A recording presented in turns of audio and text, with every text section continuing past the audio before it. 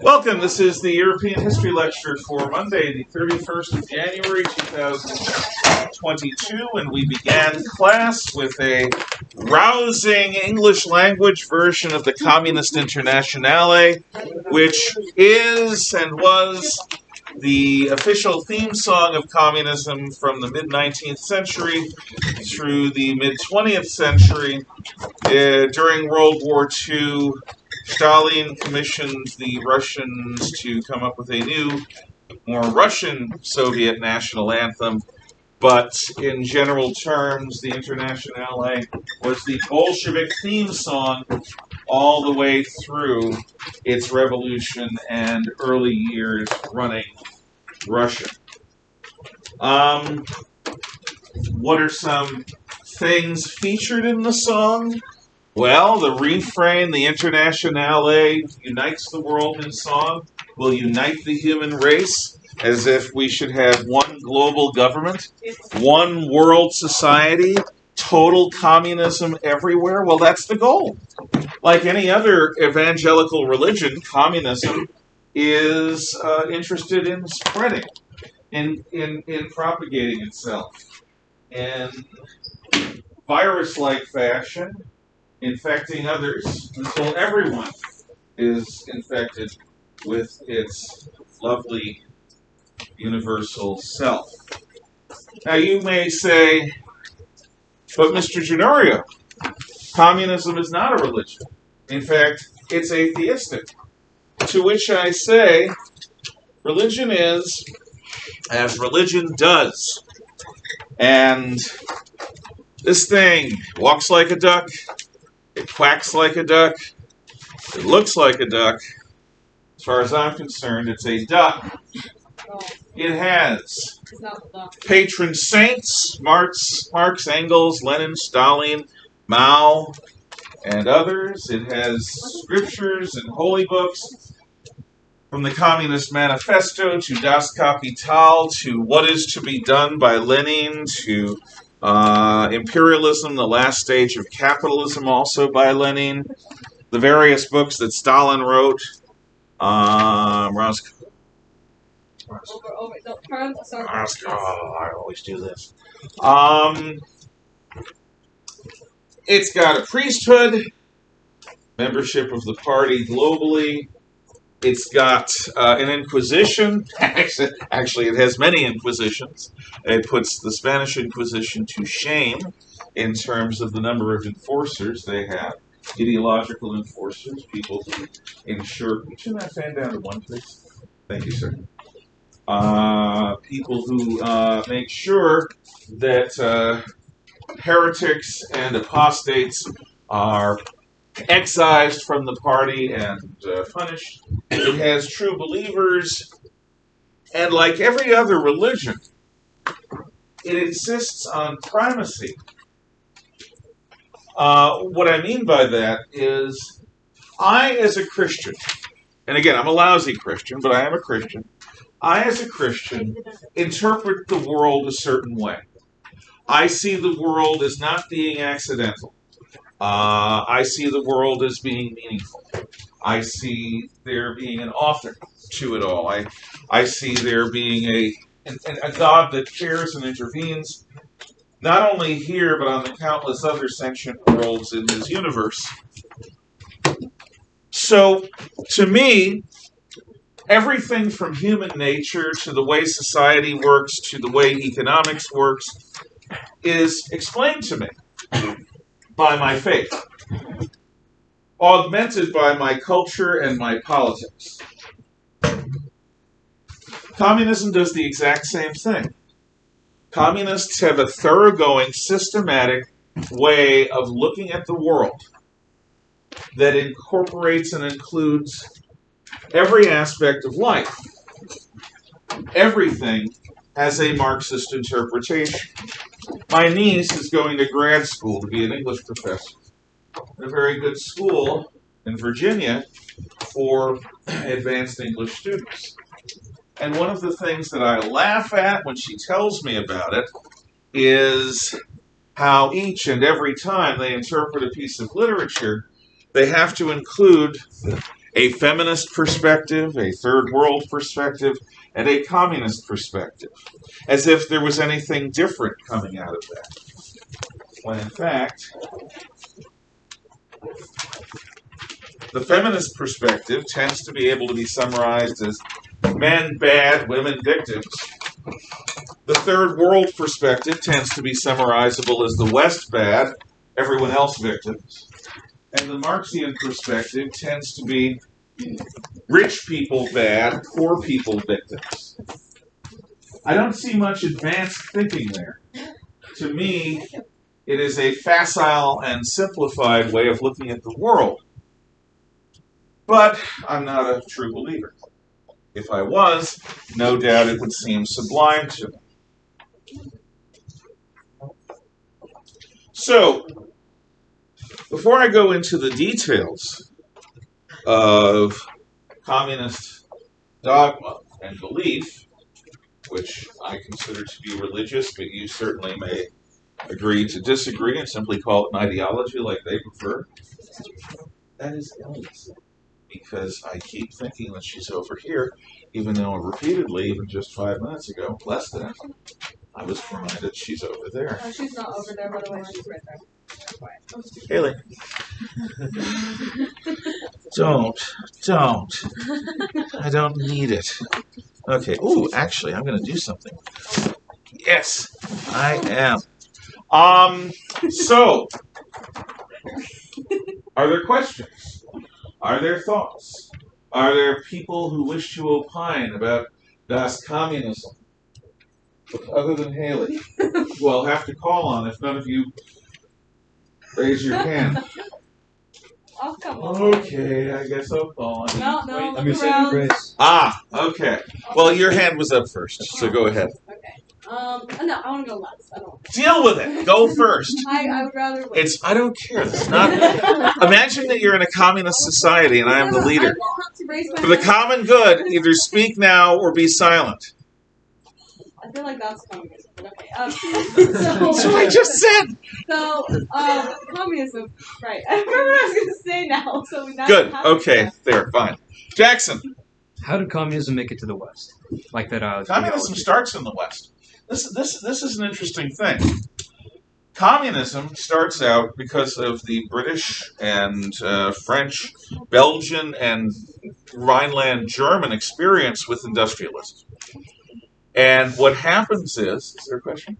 Well, yeah, because mine are the same, but I only got a 70%. And it looks like maybe How many I were had on? a different. How many were on? There's no point. So, and it looks like. Oh, okay. I did correct it. I must have been in a hurry because I usually do that. I'll double check and get it back to you. Okay. You put the 40% in the grade book, and that's a 90. You know why? Because it looks like Because it's 4. written in yellow without any emphasis. Yes, Miss Catherine, Watts. I blame you. She likes the yellow. Yeah, well, you will note there are no more yellow markers in there. I took them out this morning. Because of that very thing, yeah. Don't use it. Bet you sure. Okay, so, communism starts in the West. Arguably, Germany, a Central European country, is in the Western tradition when Marx comes up with it. And no one expected communism to take off in a backwater country like Russia. Russia had some industrialized areas around St. Petersburg and in the Donetsk Basin in the south where the coal is mined and ultimately near Moscow. But at the time of the Bolshevik Revolution, well over 95% of the Russian people live in farms and in small villages. Lenin, for the first few years of the communist rule, never thought that Russia would be the center of global communism. He thought that communism would quickly spread to Germany, where it was supposed to happen. Everyone who was a communist expected that Germany, the most industrialized society in Europe, even more so than Britain by the early 20th century, that Germany would be the key to turning the world communist. But the communist revolution failed in Germany. It was put down by the Freikorps and by others.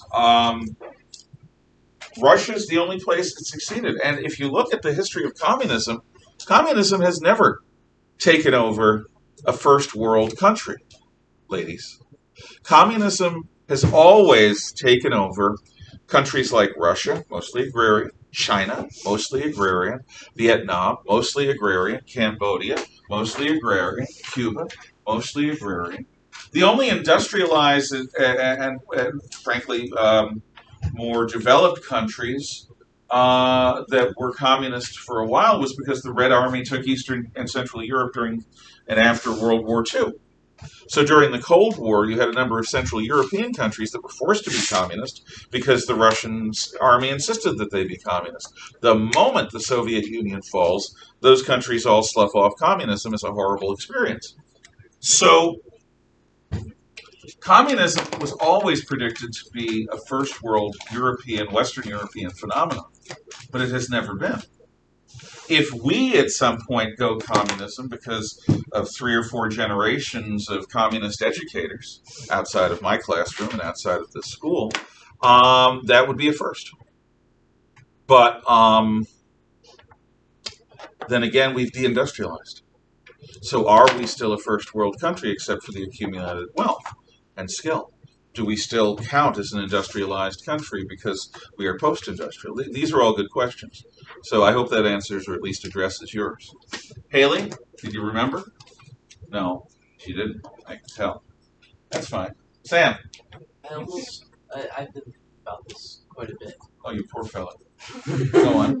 And I kind of wonder if, like, communism and authoritarianism, like the way we're seeing it disguised, is a product of the freedom that we have, being just trying to put that on other things and justify things through freedom, saying, oh, well, that's the greatest mission of our country, is freedom for everybody, and rights. Yeah, but communists define freedom differently than liberals do. And by liberals, I mean people like me. Yeah. Because communists describe freedom in a materialistic fashion. We'll talk about that in a little while.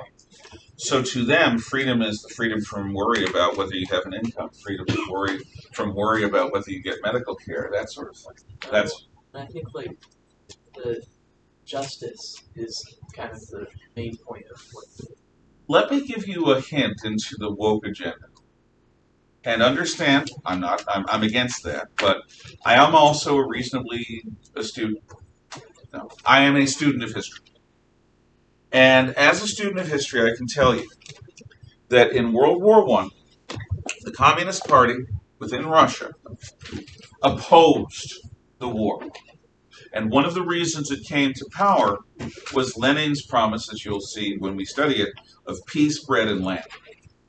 He promised peace, and communist agents infiltrated the army and undermined its fighting capabilities. Now, this was absolutely the case, and an analogy can be made between the communist efforts, the Bolshevik efforts to undermine patriotism and military discipline in Russia just before they took over, and the woke attempt to destroy traditional society by blurring the lines between men and women, or by saying that in the name of no racism, everything must be viewed through the lens of race, or a bunch of other things that just don't make much logical sense. How can you possibly argue that it's good for women to allow transgendered men to compete in women's sports? How can you possibly argue that transgendered men can take scholarships specifically meant for women? Or that can use affirmative action, which is itself discriminatory, for the sake of women? It is equivalent to me of deeply left-wing progressive people harping about Islamophobia when Islam would kill, if it could, kill all the homosexuals. Because traditional Islam is actually much more hardcore about that than even traditional Christianity. And the kind of progressivism that inspires people to talk about Islamophobia is also something that traditional Islamic societies don't put up with. And yet, in the name of multiculturalism, you have people who are progressive who would be the victims of a Sharia law Islamic state defending Sharia law Islamic states. The analogy is this: undermine society and weaken it. make it rife for takeover. The moment the Bolshevik Revolution was on the line, war became the duty of citizens. This is the same thing that happened in Robespierre's Paris and France, when the death penalty was opposed when it was a royal death penalty. But when the popular government of the revolution took over, the death penalty became a necessity, and terror became a necessity. In fact, war becomes a duty of the republic. So all of those things that are called into question, that tend to put starch in a society and make it more disciplined or more rigid or more strongly able to fight, are undermined before the takeover and are then extolled as absolutely necessary virtues after. I see a similarity to that. So to me, that's how I explain the discontinuity. Yeah. So you said things like I don't know, transgender people in sports. Like, Yes. That's like, how could you possibly argue things like that? And I think if you look at it from a certain perspective, you can argue for almost anything. Yeah, which is why if you look at things from a certain perspective, it's traditionally called sophistry. Oh yeah. Which is the abuse of philosophy to sell lies. Oh no, yeah. I think there's a fallacy to a lot of those perspectives that you can view it from, but I think I don't know that it's necessarily wrong. It seems like it's more of a smokescreen. It's not actually any goal or anything. It has nothing to do with the institution of communism. It's just a means to an end. Well, the means undermines the traditional society that communism is attempting to replace. And the one thing that all left-wing movements have in common is a fundamental criticism of the existing order, which we will get to.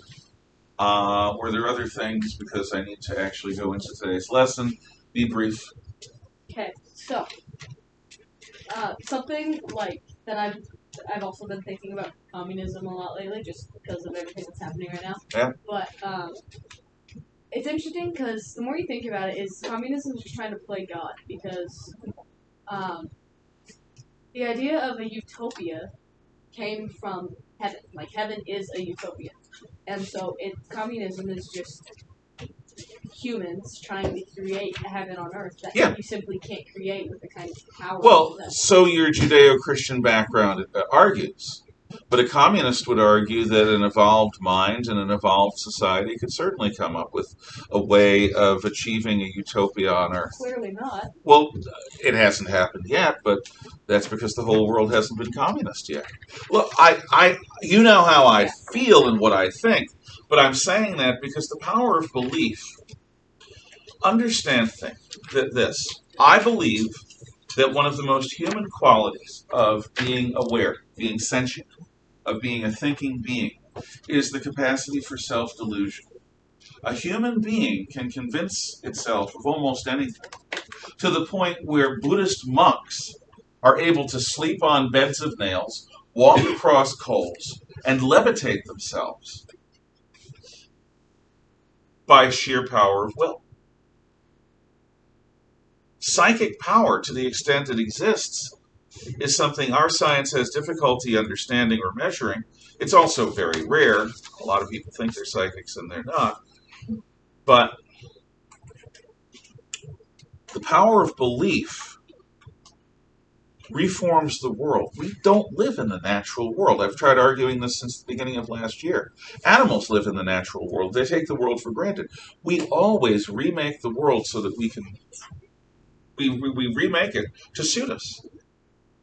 We take forests and we make farmland.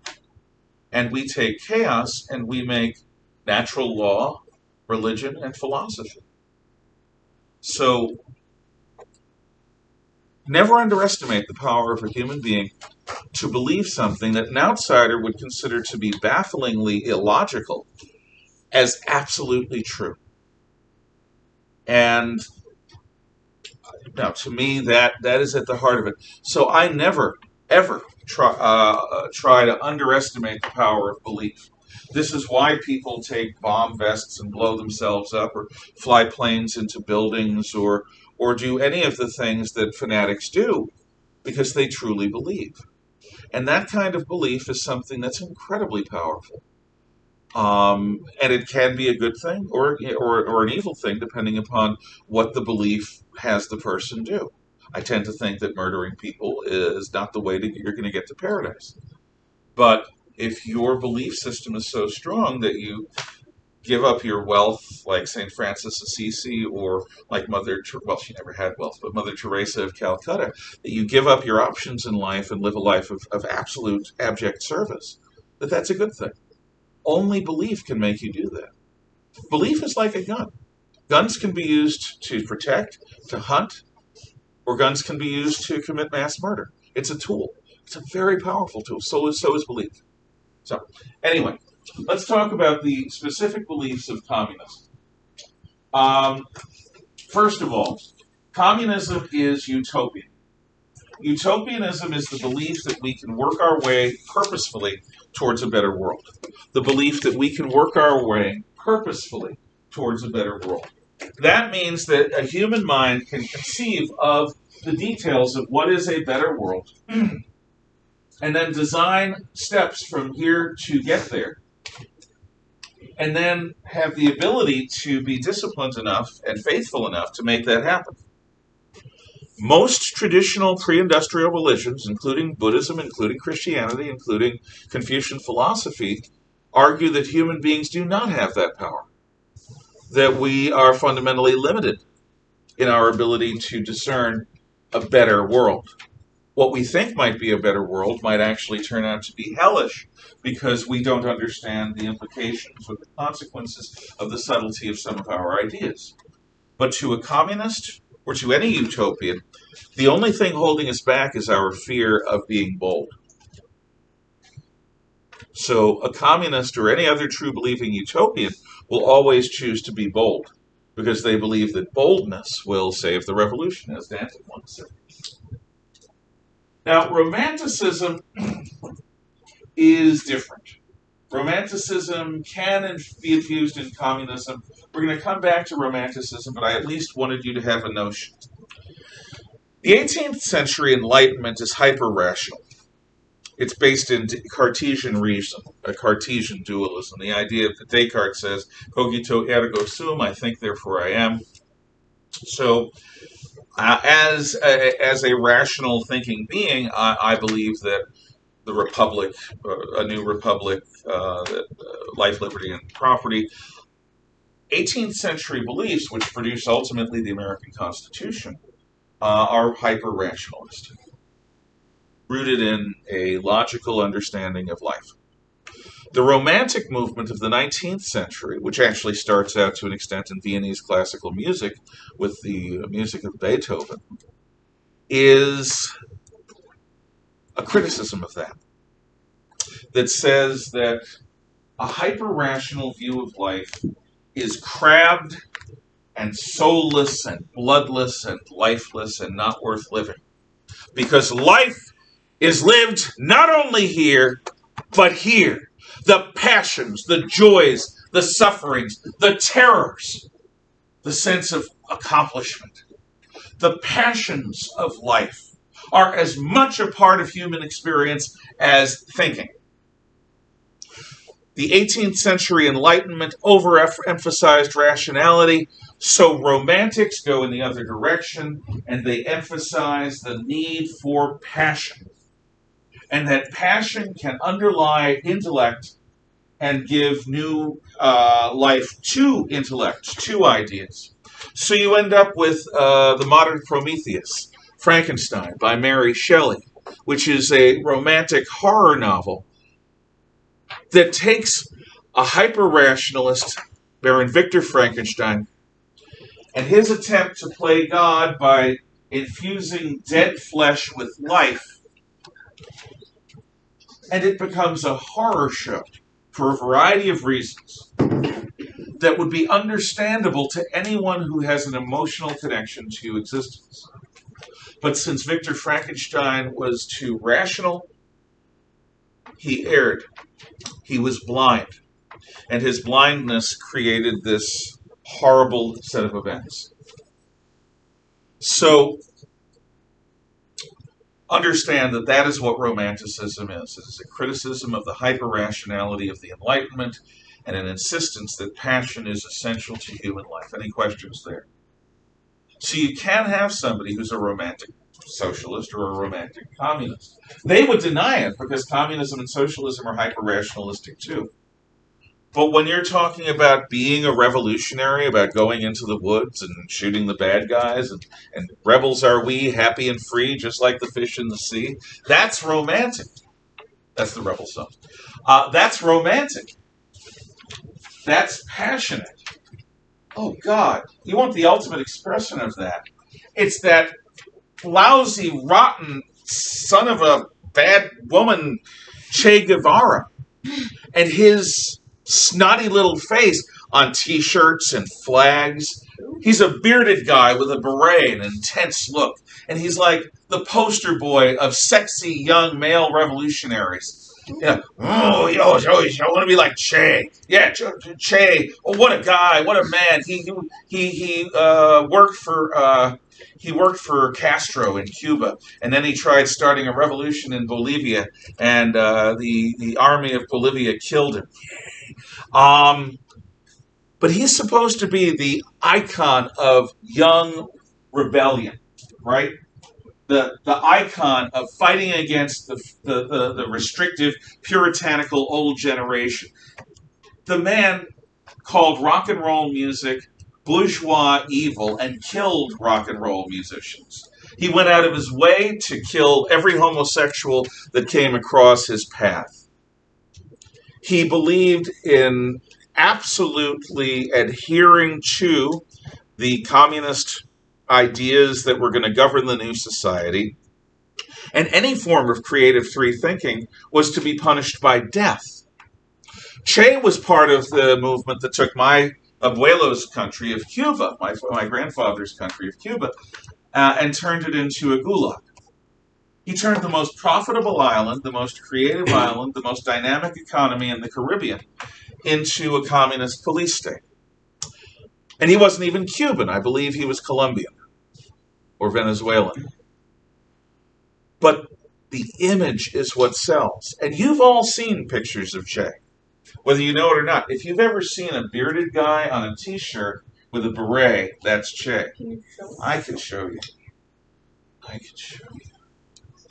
And that is romantic communism, in the sense that Che is a romantic figure. I don't even have to put his last name. I just put Che, and everyone knows it's Che Guevara, the revolutionary. Let's get a nice big one here. Okay. Here's the face. And you see it on T-shirts everywhere. Oh, he's so dreamy. Look at his revolutionary sexiness. Oh, gosh. Oh, rebellion, Che! I'm sorry, I can't stand this guy. Disgusting. And the fact that anyone who is everyone in the world of communist revolution and rebellion and youth rebellion culture loves this guy, despite the fact that he is the antithesis in reality of everything they stand for. Oh, his eyes, they're magnetic. Can you put the thing down? Oh, I can put the thing down, I suppose. But beware, you might get beguiled. He might take your soul. Ah, revolution, Che Guevara. No, his face is all over high school T-shirts in many schools. And if you have sort of like an avant-garde progressive club in many schools, he is part of the symbology of all that. Symbology. Symbolism? No, symbology is a variant of symbolism, but it refers to the different types of symbolism utilized. You're going to get copyrighted. What? You're going to get copyrighted. I'm gonna what? Copyrighted. No, because it's an image and they can't see it very clearly. Thank you, though. Okay, so Romanticism. Socialism is modernistic. Have you ever heard the term new and improved? No. We got a product. It's new and improved. It's a new and improved McDonald's cheeseburger. It's new and improved shampoo. It's new and improved toothpaste. It's also a shoe polish. It's toothpaste and a shoe polish all in one. It's new and improved. And by the way, what new and improved often means is smaller portions and cheaper made. We have inflation now, right? So what used to be a bottle of Coca-Cola, not that I drink that stuff, it's used to take rust off of battleships. Now you buy the same bottle of Coke, but it's smaller. New and improved bottle. Yeah, it's more eco-friendly because it's smaller. New and improved. Modernists believe that everything new is inherently better than anything that came before it. So, to a modernist, the definition is the belief that anything new is inherently superior to anything old.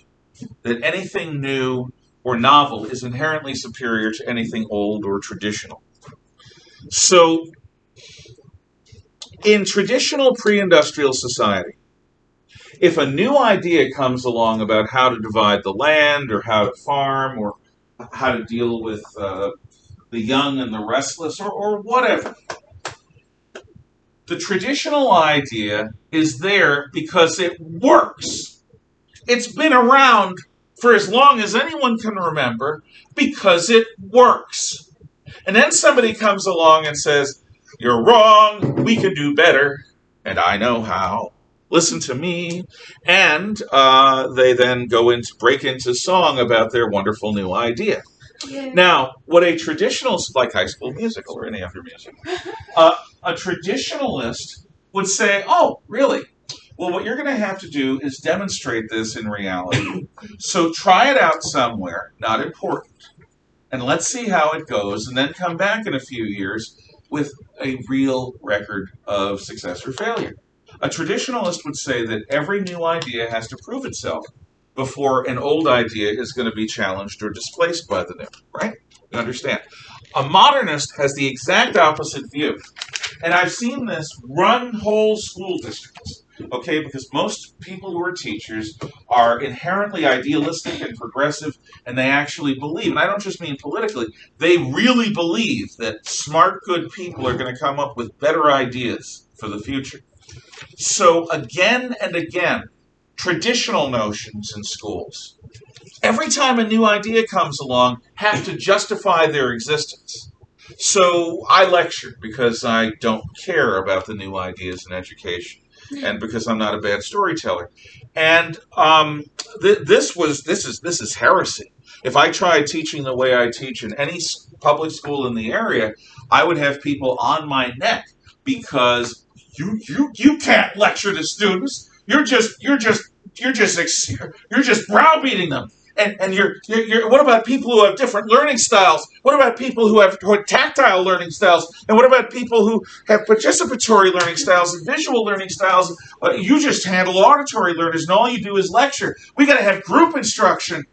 And all of these notions about learning styles shaping and reshaping how teaching is done, and about how group instruction is somehow inherently better, they are all ideas that are relatively new and unproven. Actually, my experience is they're lousy. They are terrible. Because I can deliver to you a certain amount of information efficiently in a 50-minute class period. However, if I have to mess around with group activities and with tactile ways of teaching you history, this is what a minefield looks like. Now, if I have to come up with all these bells and whistles, including, by the way, teaching in a block schedule format of 2-hour classes, which I've done, and I still lectured. I lectured every other day to the same class for 2 hours straight. I know, I did it, and I pulled it off. And there were people, "You're being cruel to those kids." Yeah. And it feels good. But also, I'm preparing them for college, because in college sometimes you have 2.5 hours lectures. No, we have a block schedule so that you can do all these other things. Yeah, I meet every other day. So I have the same amount of time, but it's in giant block. I'm going to use it to be most efficient. No, you've got to do group instruction. You've got to do alternative ways of learning. And every time one of these new ideas has come along, a bunch of teachers who are just, they're good people. I mean that. They're good people. But they are so credulous. If you wanted to sell somebody swampland in Florida, get a bunch of teachers and somehow connect it to a better world and a better future. And you'll succeed. Because most teachers are just, I have my own weaknesses. That's not one of them. The modernist believes that every new idea displaces the old automatically because it's newer. And for an old idea to just even continue to exist, it's got to fight and show how it's still relevant in the modern world. So what they've done is they've taken the traditional notion of new ideas having to prove themselves and turned it on its head so that whenever a new idea comes along, it's going to be the dominant idea, and the old ideas have to fight and fight and fight just to be considered part of the discussion anymore. That's modernism. And you can see, obviously, what I think of it, but it is a basic part of communism and socialism, because obviously scientific socialism is not just an ideology. It's certainly not just a religion. Oh, please do. Yeah. It is scientifically arrived at. Follow the science. And scientific socialism is provable using socialist econometric theory and socialist sociology and socialist approaches to economics and to psychology. In other words, I'm sorry, I think I'm just blathering. Socialism is often packaged in a manner as to make it seem objectively scientifically valid. As if a belief system, you can call it a religion or a philosophy or an ideology, it doesn't really matter. A subjective belief system can somehow be proven by science. And so socialism is so modernistic that it associates itself with science. Follow the science and you'll end up with socialism. Because nothing is newer than science. Science gives us so much, technology and cleanliness and hygiene and better medical techniques. So why shouldn't science give us a better society? Science. The last thing I'll do, because it's fairly quick, is dialectical materialism. The process by which progress occurs is dialectical materialism. So, what is the dialectic? Well, it's Hegel's idea. Thesis, in order to grow, must encounter and somehow contend with, bless you, antithesis. Thesis versus antithesis. And somehow, out of that struggle, did you all hear me? Can you do one more time? I said, okay. Well, now I get it. Thesis versus antithesis produces synthesis. And synthesis is some fusion of the best ideas of both the thesis and the antithesis. And then the synthesis becomes a new thesis. And it encounters some new antithesis. And again, it's different because they're different. And that produces a new synthesis, which then becomes another thesis, which meets its own antithesis. And you see how it just ever goes on. Dialectic, that's the dialectic. So progress always happens through conflict. And it's materialistic because if it ain't matter, it don't matter. If it ain't matter, it don't matter. In other words, the only thing that we will acknowledge as real is the physical body. Who cares about your conscience? Who cares about your values? Who cares about your soul? None of those things are real. What's real is that there is an ape-like being in front of you with a nervous system and muscles and needs. And it is the physicality of the world that socialism operates in.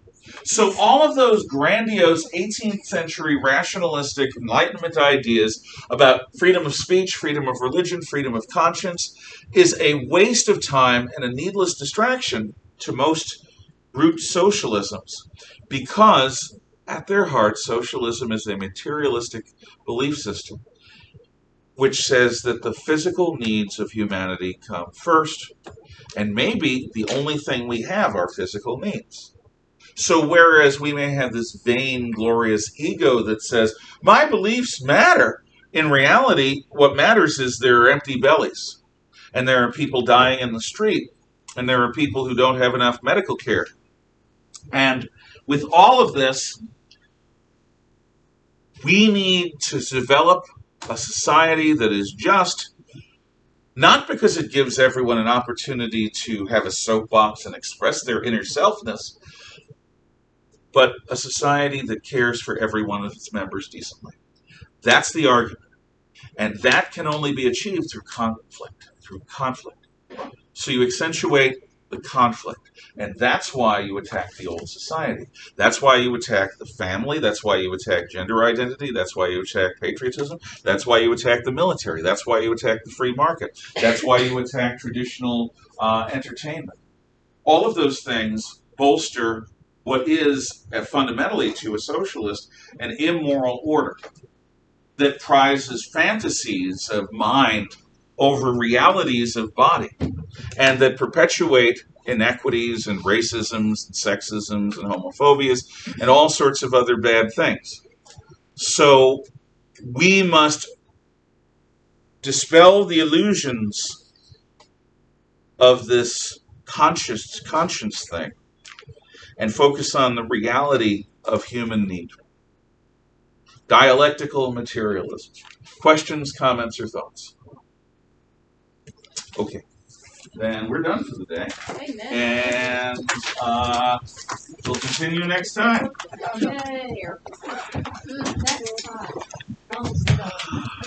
Remember, if you haven't yet gotten in your work, get it in by 3. Bye-bye.